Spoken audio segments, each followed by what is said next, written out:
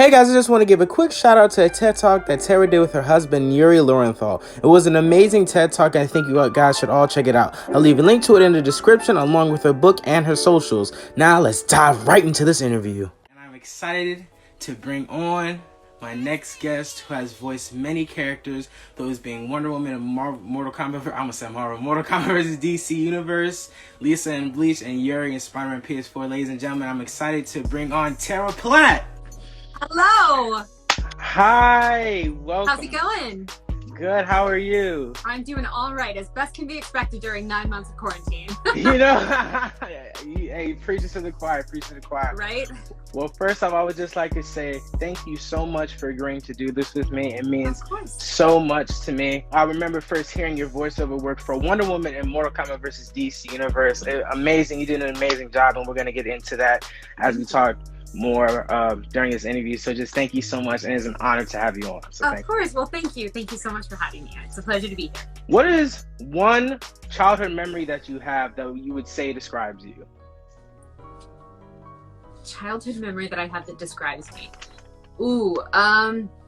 Probably curled up with a book or laying on. My family had a giant beanbag chair in the living room, and I would just lay there and listen to the record of The Hobbit. So that probably describes me. Oh, nice. That's so cool. So you had like a record player, right? Yeah, we had a record player in the living room. I grew up without a television. So I didn't watch TV. So we read and we listened to a lot of, and I say we, I'm an only child. It's not like I had siblings, but my mom, my dad, and I, we would read or we would listen to records and things like that, or the radio. Lucky. I have a sibling that's going crazy in the room right now. What's your earliest memory of creating voices? Well, I have been doing voiceover for probably about 18 years now, almost 19 years. So my earliest memory of it was probably working on Rave Master, which was an animated series. And it was fun because my husband, Yuri Lowenthal, is also an actor, and he had already been cast in the show as the sort of lead, the spunky young happy little dude character. I think his name is Haru Glory, I think is his name. And he had already been recording the series, and they had sent me a couple auditions to audition for, and I auditioned. And I ended up booking the role of Reina, who is actually like the villain on the show. So he and I got to fight on the show, and so that was a fun thing. But that's been like almost 2 decades now, which is crazy to think that we've been doing this for that long. It's a blessing to be able to say you have something that long, you know? That's so cool. Yeah. How nervous were you when you got your first series?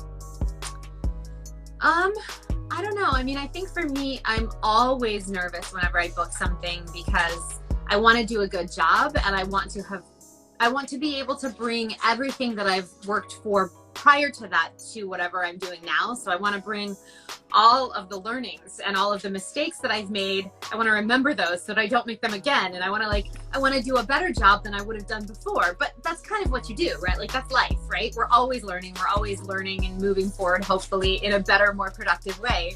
But yeah, I'm always nervous because I want to do a good job.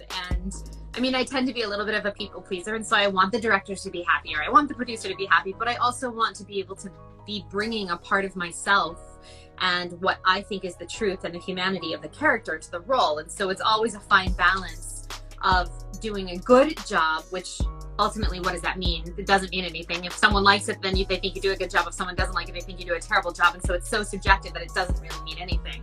But I want to do a good job to make the people who I'm working with happy, but I also want to be pushing myself and exploring new territory and making sure I don't misstep in ways that maybe I've gone in the past and go, oh, you know, it's not a good idea to do a voice that's so terrible on my vocal cords that's painful, because then I won't be able to sustain it, and then I can't do, you try to bring those learnings to things that you're doing in the future.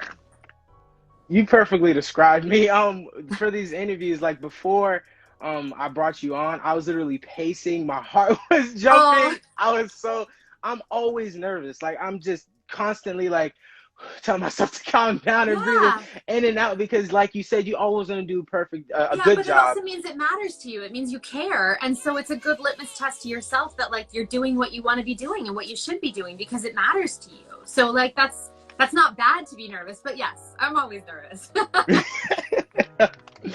So now let's talk about Wonder Woman. Like I said earlier, this is my first time getting introduced to your lovely voice as voicing any character. So what was the audition process like for booking Wonder Woman? Yeah, so because she is such an iconic character and was already established and has been done in numerous iterations and multiple platforms and multiple genres, like Wonder Woman has seen everything. They also had a team of people from DC that have to do the approval process. And I'm sure it's slightly different on, like I said, every different Wonder Woman project. I'm sure they have a slightly different process, but I did the audition like I did any other audition. And then when I booked it, when I was actually actively recording it, they had like a team of, I want to say it was like 15 or 18 people on the phone line. For every line I said, they all had to give approval. So it was a very sort of nerve-wracking process because, of course, you're playing this iconic character and you want to do justice to this character, but also, so I would say the line, I don't know what it is, like, Batman, this is Wonder Woman out, or whatever the line was. And then everyone would go down the line, I like it, I don't like it, I like it, I think it needs more of this, it needs it. And so you would like be listening to all of these people sort of weighing in and be like, how do I take 18 different opinions and make it work? And so it was a kind of a nerve-wracking session. But I mean, like, I'm so glad I got to play her, and I'm so glad that I get to now be a part of that world. But yeah, so the audition process wasn't necessarily different than any other audition process specifically, but the working on it was a little more, like, usually you just are working with a director or a director and a producer, and usually they'll confer and then give you one line of direction, but I was hearing all 18 opinions, so it was a lot at once. I could only imagine. And like you said, this is a character that's been around since the 40s, you know. This is a very important character. She's got a movie coming out, you know. When you got the character, did you feel like a sort of weight on you to like get it right and make sure?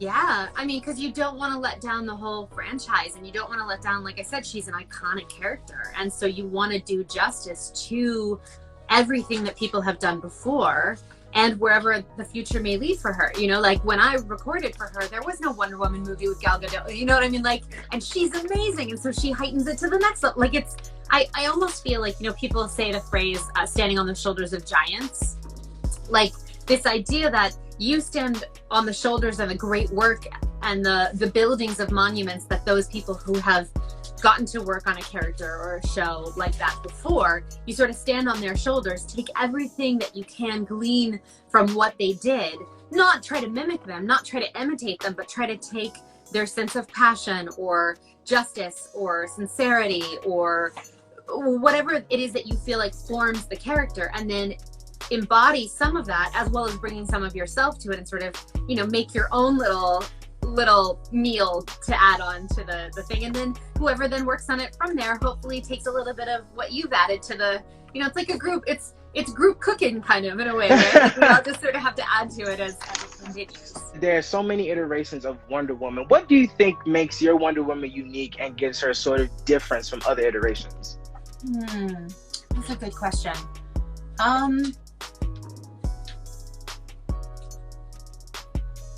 I don't know. I mean, I think we bring ourselves to the character a little bit. And I think, like I said earlier, like, I am a people pleaser and I have the need to do right and do good. And I think so probably what I bring to her, which may be different from, I don't know, like Susan or, you know, one of the other people that play her, maybe what I'm bringing is sort of this, like a quality of earnestness. I think I probably bring some earnestness to her. Unique way to describe a Wonder Woman. So for the voice of Wonder Woman, what were you going for?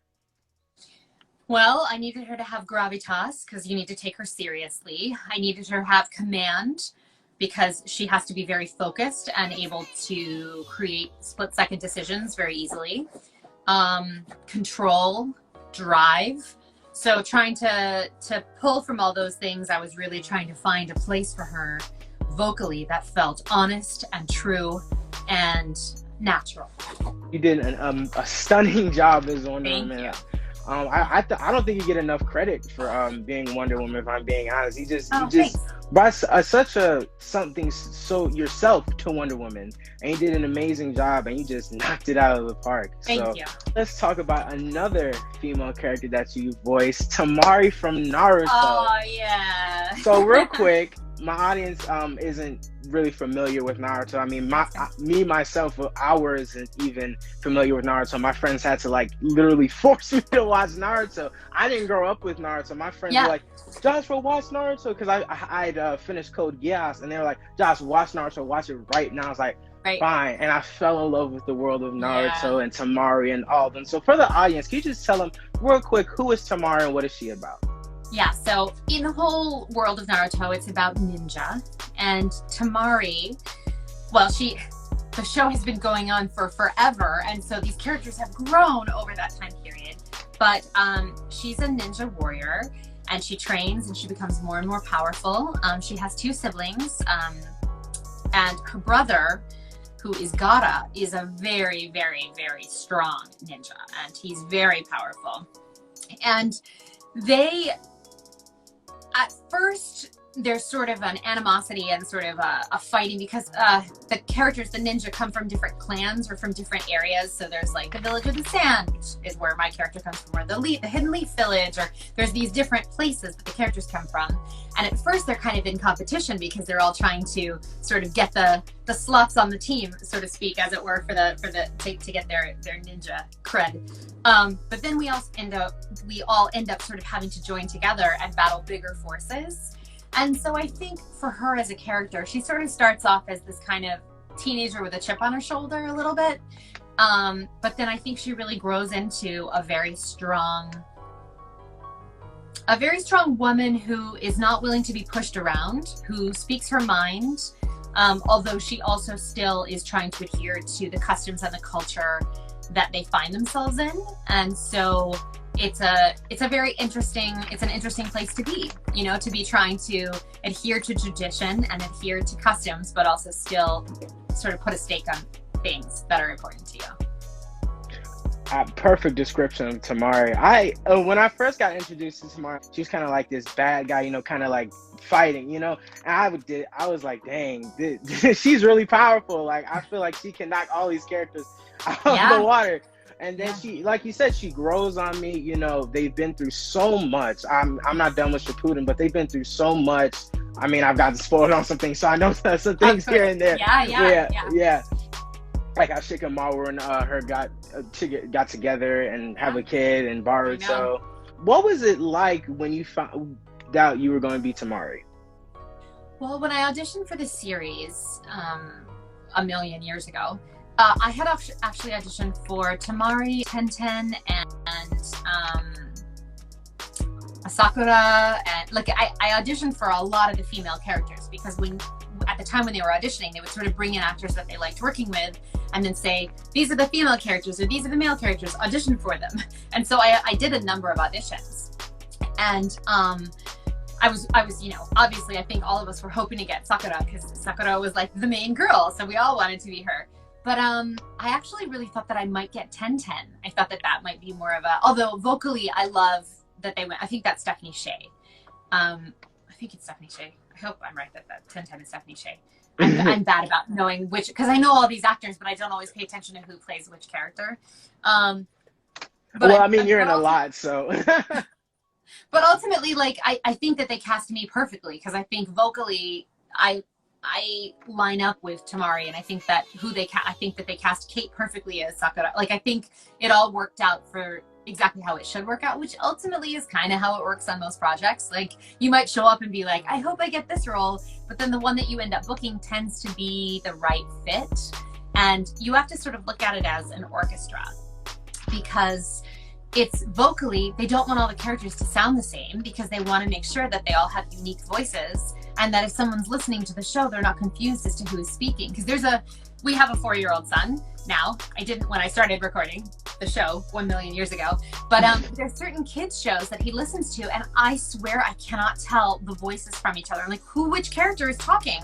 Because they cast actors that for whatever reason have such similar vocal intonations and resonance and pitch and style that they sound virtually the same. And things like that just make me so frustrated, because also to a child, yes, I know that sometimes kids pick up on other things than sometimes adults do, but like the characters sound like the same, and they're not the same actor. I looked it up because I was like, is this actor just playing all the roles? Like, what is happening? And they're different actors, but like, I feel like that's a flaw. You don't want the characters to all sound the same because you want to be able to go, that's that character, that's that character. Just like when you're reading a novel, you want a good writer to write individual unique voices so that even though you're not hearing them, you pick them up off the page and feel that they're different characters. You want to feel like your characters sound different. And so I think it always works out because you're like an orchestra, and the director and the producer has to sort of be the conductor and make sure they have enough in the bass and enough in the, you know, like they just, you need to have the different areas to sort of fill it all in.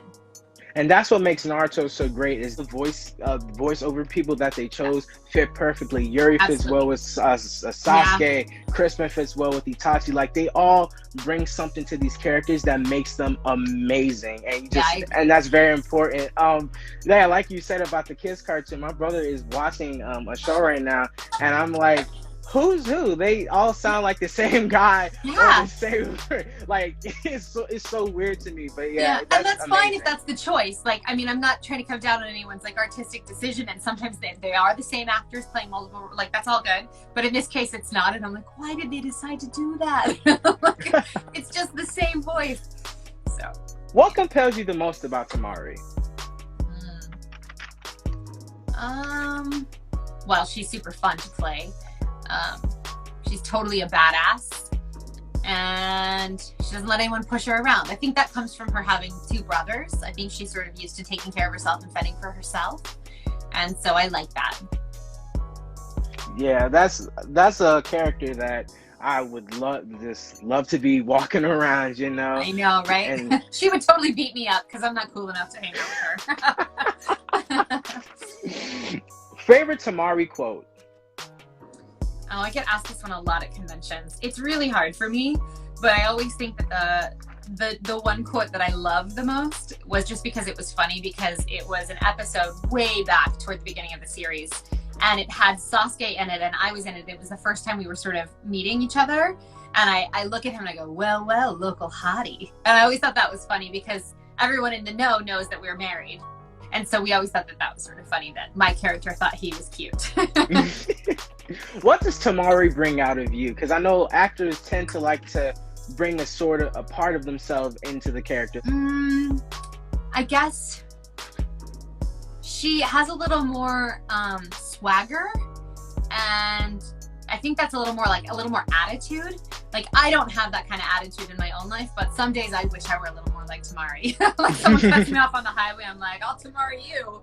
You know, like, she just has a little more, I guess it's confidence and sort of that kind of, she doesn't care attitude. Like, she's just self-reliant, and I like that about her. Favorite Tamari arc? Favorite Tamari arc? Oh my God. I don't even know if I know. I mean, I really liked working on it when, I mean, no spoilers because the show has been out 1 jillion years.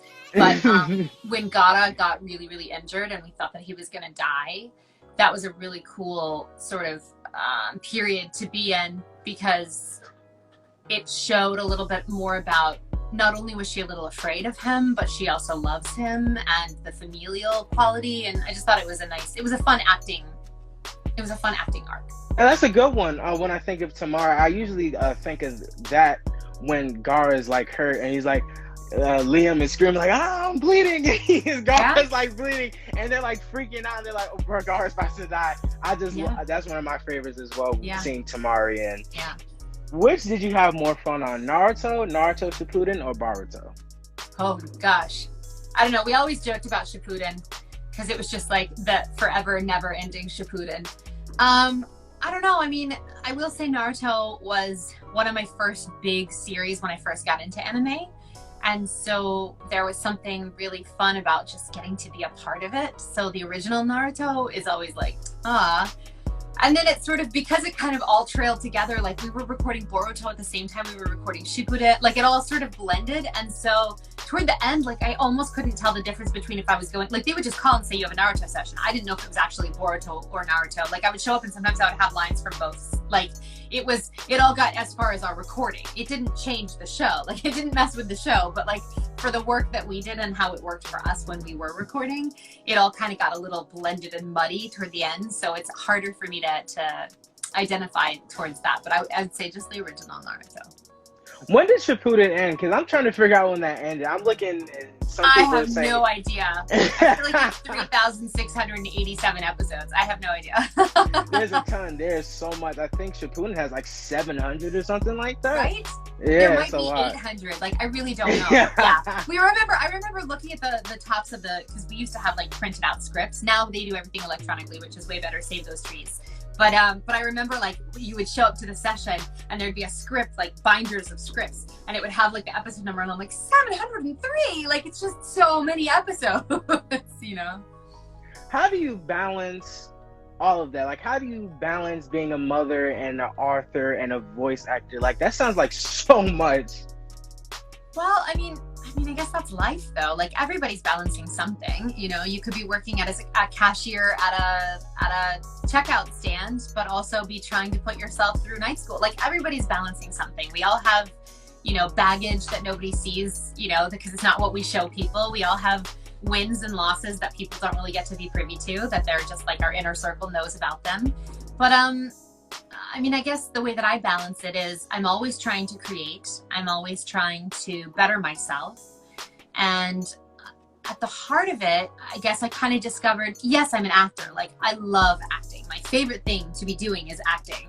Hire me for your project. That's what I want to do. But really what I am is a storyteller, which is why I'm an author, which is why I'm an actor, because it's about creating those worlds and filling in those worlds and living and playing in those worlds. Because I'm a very firm believer that emotions are the path of humanity. Like, being able to be authentic is only really done when you embrace your feelings, whether you're happy or you're sad or you're angry or you're frustrated, whatever's going on for you. We have those wins, we have those losses, and the way that we manage that, the roller coaster ride that is life, is done by feeling it, by experiencing it. Like, that's the only way you get through, right? The only way through is through, you know? The only way out is through, I guess. And so I'm a storyteller, and stories are about taking people on journeys. And if you're not able to sort of look at your life and go, oh, this is how I feel, you can go on the journey and have those same feelings, which helps your body sort of get through those emotions. And I think that cathartic experience is really important and really special, and it's what makes people people. And so I'm a storyteller, which is why I write, and it's why I act, and it's why I produce, and it's how I'm mothering, and it's why in my marriage with Yuri, which will be celebrating our 19th anniversary at the end of this month, it's why we travel. It's why we try to experience life as much as possible, because you only get this life. Like, that's what you gotta do what you gotta do with it. And a lot of people are gonna tell you no, and a lot of people are gonna rain on your parade, and it's about you getting back up and getting back out there and doing the things that you care about and not worrying about what other people think or what they say, but still striving to be the best you that you can be, because there's only ever going to be one of you on this world. So it's important that you bring all of that. And so I guess I just do it. I don't think I answered your question very well, but I just sort of just No, that was amazing. You answered it better than I hoped. You did. That was amazing. That's something I'm gonna carry with me. The one thing I love about interviews is when I speak to people, they always have a different story to tell. Like, you have a different story to tell than Tom Kane or Lauren Mary Kim, and it's just, I always learn something from doing these, and that's why I go back to saying thank you so much for doing this, because like this is such an amazing experience for me. Let's talk about Yuri, not your husband, the cop. Yes, from Spider-Man. My character Yuri. From Spider-Man PS4. Yeah. How was Yuri pitched to you? You know, it's funny. When I actually auditioned for the video game, I did not audition for Yuri. I auditioned for Silver Sable. I auditioned for MJ. I auditioned for Black Cat. Like, I auditioned for all the other chicks in the game. And I remember going to the callback at the soundstage, and they had me do scenes for all the different characters, and they were like, that's great, this is amazing, you're great. And I was like, oh my gosh, did I book all three of them? Like, you know, like I just could tell that they were pleased with what I was doing, and I was so excited. And then I went home and I didn't hear from them for a few weeks.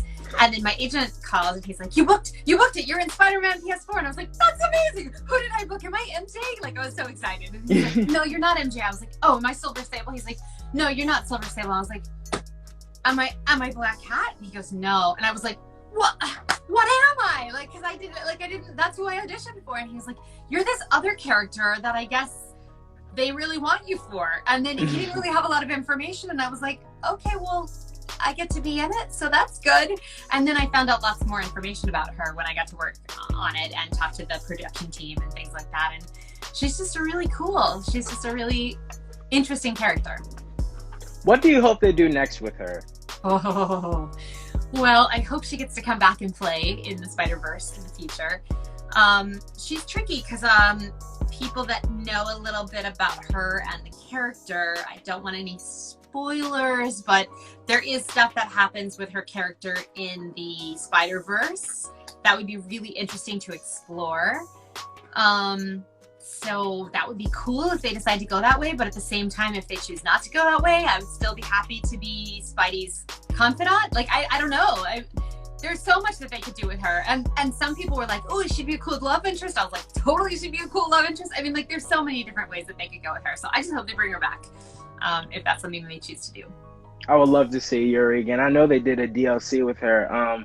What is it? What was the DLC called? I think it was called the City Never Sleeps. I think. The City Never Sleeps. Yeah, that was City Never Sleeps. I haven't gotten to play it, but people have told me about it, how good it is. It's good. And that they do something with Yuri. I haven't gotten to play it yet. I will eventually get to it, but I heard they do something with her, so I would love to see her come back and do more with her character. Fingers crossed. Yeah, fingers crossed. Now we're getting to my favorite part of the interview. Now, this is called Weird and Wacky, where I ask you weird and random questions. Let's do it. Let's get weird. And it's rapid fire, and you have a minute to answer all of them. No one on my show has gotten to 15 questions. Do you think you will beat 15? No. Well, let's test that out. I talk too much. Have you listened to any of the answers I've given you thus far? Okay, I'll try really hard. All right, I'm about to set the timer. I'm going to start it in 3, 2, 1. A popular song that you can't get out of your head. Storybots. Longest time period without taking a shower. 5 days. Would you rather eat dirty toenails or chocolate-covered cockroaches? Chocolate-covered cockroaches. Coolest vacation you've been on? Tahiti. What superpower would you have in real life? Ability to duplicate myself. Favorite superhero growing up? Wonder Woman. Favorite book? The Hobbit. Worst movie? Worst movie? Jim Jarmusch movies. Favorite video game? Spider-Man, PS4. What's the nastiest food you've ever eaten? Roasted bugs in Thailand. Food you refuse to cook? Octopus. 5. Weirdest drink? Weirdest drink? I'm not alcohol. I don't drink alcohol, so I mean, I guess just like coconut water. All right, time. I think you got to around. I'm bad at counting when we're just doing it. So, but I think you did really great. You did them really fast. Yes, you did amazing. You did them really fast. And also, this is my last question for you, and then I'll answer if a fan has a question for you, 1 or 2. Now, this question is very important, and you kind of answered it when I asked you how you handle your life, day-to-day life, with everything going on. Even when I talked to you, you said you had a crazy schedule. I mean, you have a signing this weekend. So what is your current message to the world right now? We have a whole pandemic going on. Protests are going around. People are feeling hopeless and just scared. I mean, I kind of felt like that this Wednesday. Everything was just kind of on me. You know, I just kind of felt the weight of stuff. You know, I have days like that. So what would you say to people like that?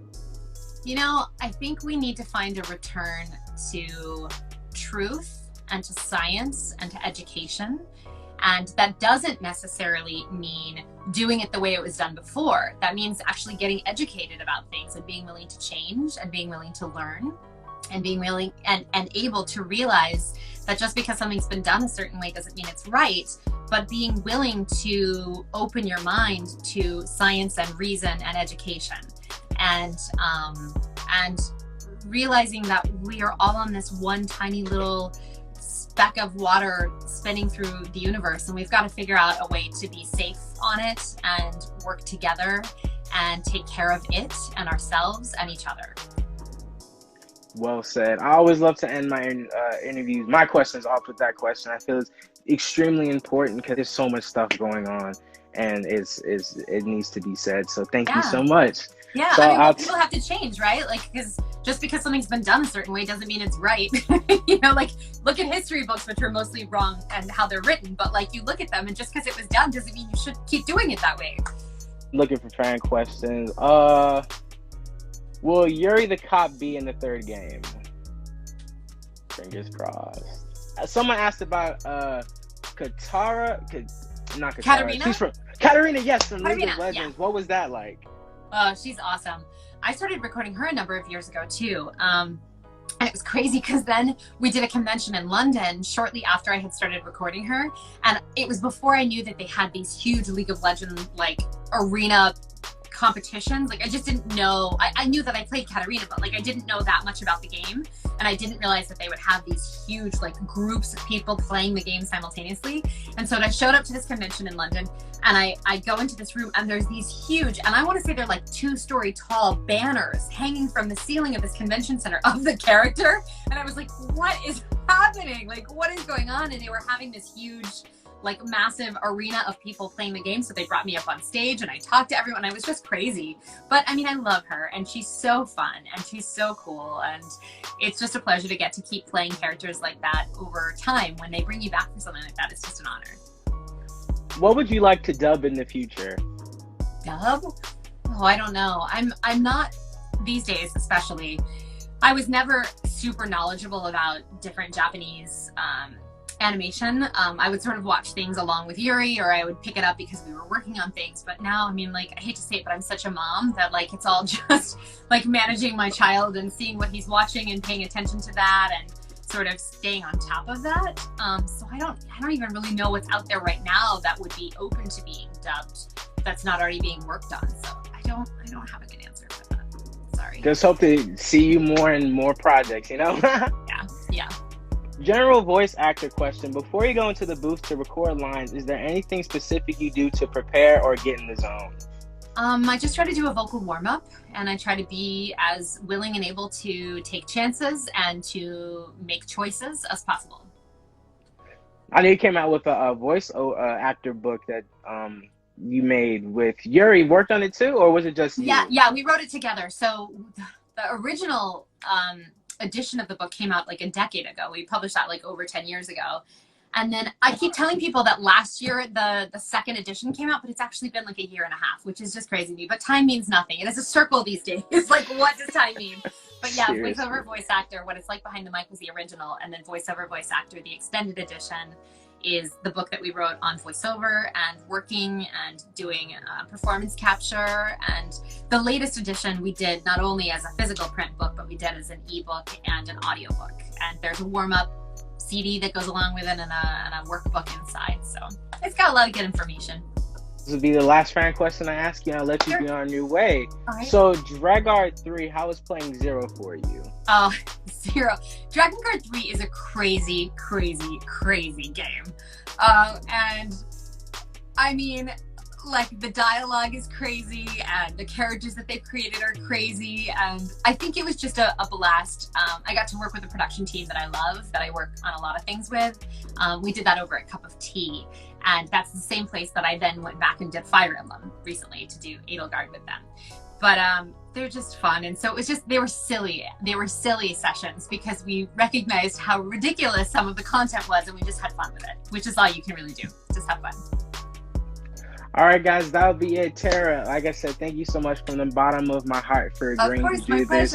It means so much to me, and I hope to have you on again one day when you're in the next biggest project. And have an amazing and safe weekend. Good luck with the signing. All right, have a great one. Thank you guys so much. Happy holidays. Happy holidays. Thank you. Bye. Bye.